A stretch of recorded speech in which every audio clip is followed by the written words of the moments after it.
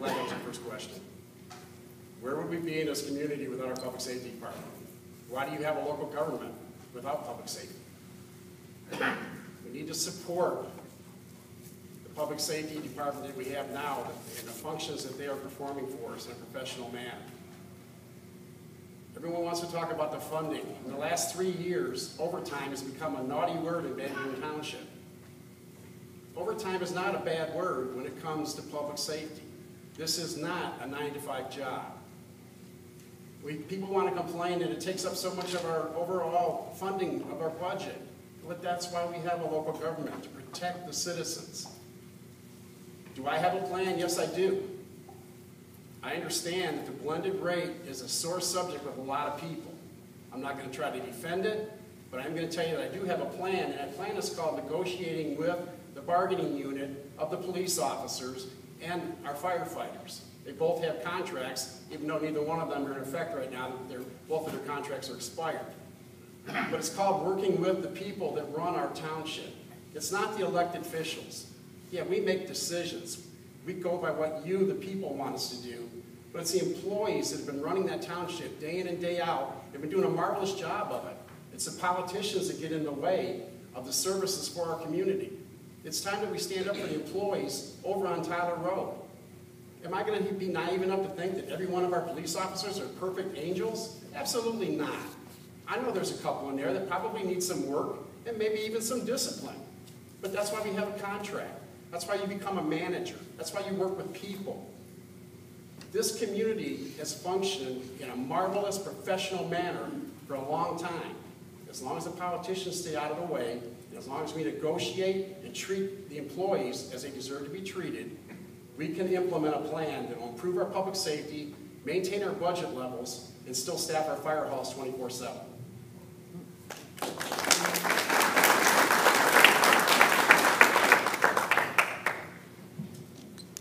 I don't think anyone here is going to disagree with anything that Larry said, or the fact that public safety is the #1 goal and #1 purpose of the government, especially at the township level. We need to make sure that our police officers are staffed, not overworked, not burned out, and that we have ample police officers to cover the area to make sure that the response times will stay down so that our citizens stay safe. The blended rate is an issue, and how is that going to be negotiated with the unions? I think it's going to be a difficult issue because that's actually a federally mandated issue. I think part of that, we need to also start hiring some additional firefighters. I know that effort has been made, and it's not moving as fast as it should. We need to staff the firehouses more efficiently, which is going to cut down on the blended rate, which is going to cut down on the overtime. I think we also need support of our newspapers to understand the fact that our police officers are public servants who are there putting their lives on the line and don't deserve to be demonized on the front page of the newspaper. Our police officers work hard. I think the highest paid people in a society should be teachers and firefighters and police officers. They're the ones who are selflessly shaping the future of our society. We need to make sure that we're creating an environment and keeping bickering and personal grudges out of the management of the police department. We need to make sure that we're hiring enough officers, that they're being trained. Right now we're short officers and there's supposedly 1 officer in training. We need to change that. We need to bring more officers on to cut the overtime. Some overtime is always going to happen. It's always more efficient to have a small amount of overtime than hiring another employee.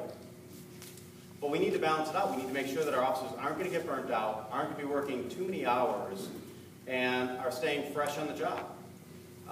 In closing, we need to make sure that we have the police department taken care of and the fire department fixed in order for this community to move ahead. Public safety is the #1 issue that people look at, safety, before they buy a house in a community. And we need to make sure that we have a safe community for everyone in the township. Thank you.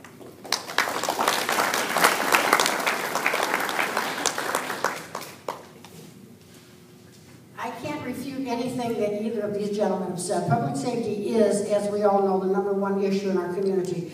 When I started looking for a home 22 years ago, we lived in Detroit at the time, and I was looking at Van Buren because it offered what I was looking for. A good school system, an adequate public safety department with police and fire that were staffed to the best of the township's ability to afford it.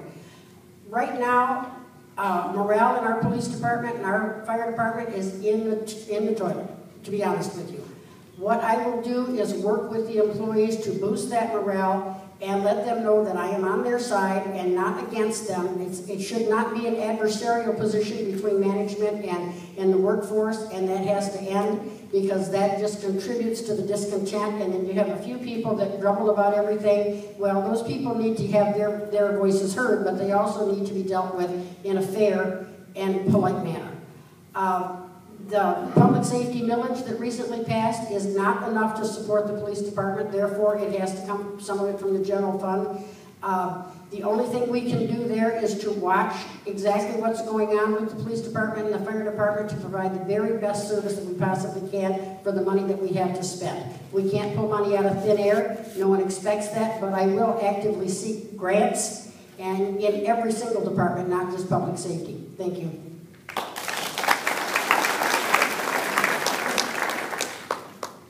Yes, I can agree also with everything that's said, but from my experiences, I can tell you that in the steel mills, the big argument was the accountants liked the overtime because they thought it cut their costs, because they looked at everything on an hour-by-hour basis.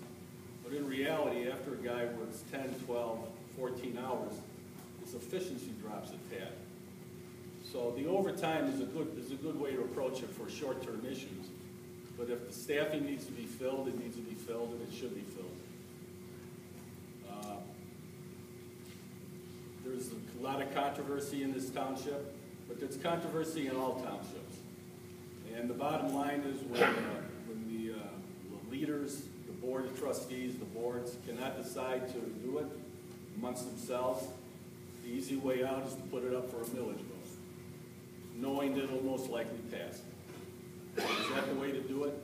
I think the board should be looking at alternative methods. There's a lot of things going on around town. People are doing things differently. And this is only after you can't negotiate and you can't talk to your people. But there are other ways of doing it, and those ideas should be looked at. Thank you.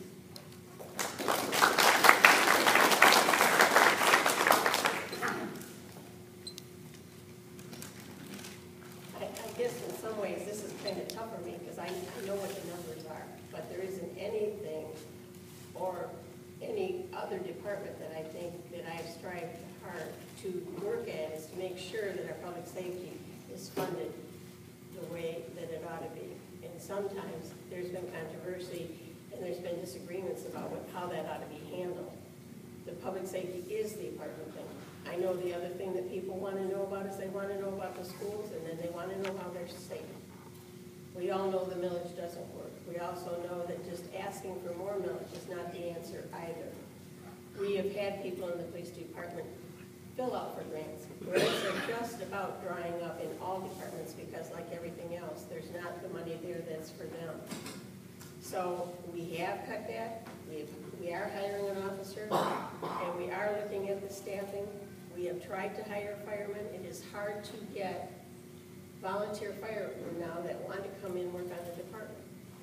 And we know that with the amount we have, it's not enough. So we have to keep trying to get more people interested in becoming firefighters so that we can not get burned out and that we can keep the rosters. It used to be it was always 20 at each station, and we're hardly there now. And at one time when we went to this, when we started the 24/7 coverage, someone said we probably needed 50 to keep everybody going and to make it so the shifts would always be filled. Rest assured, public safety is one of my main concerns. Thank you.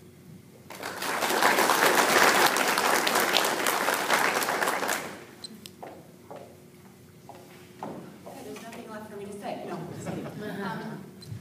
With regard to safety and feeling safe in your community, that's a value that everybody would agree that they want. The issue becomes how do you do it, how do you fund it, and then you start dealing with other values, the financial issues, the ones that become qualitative and quantitative and that we start to fight about. And I proudly served on the millage committee, and speaking from being a person who's worked for government and I consider still working for the school districts, working in that same sector, it helps to have millages passed. And I do think it is important to have the millage that we have. I do think that it helps to supplement, and I am a very, very, very strong supporter of public safety, and I always will be. I think the issue with regard to the divisiveness and the blended rate is an extremely complex issue. From the research that I have done, it was intended to be a temporary, like what's called a stopgap measure. That was what it was intended to be. And so really what I want to see is, where is that plan that it was supposed to end by? Where's that end by date? And I don't know that that actually exists.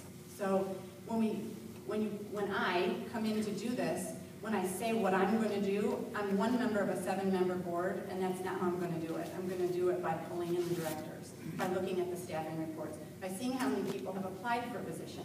Do we have inadequate applications? Do we have people that are coming in that aren't qualified? Are we unable to retain the firefighters that we have? You know, what is the dynamic that's missing? And then we will come to a consensus and an agreement and a plan to move forward. So, in addition to, agreeing with the majority of what everybody else is saying, I truly believe that this is something that can only be resolved by all of us coming together and having those conversations that I am willing to have without the heated debate.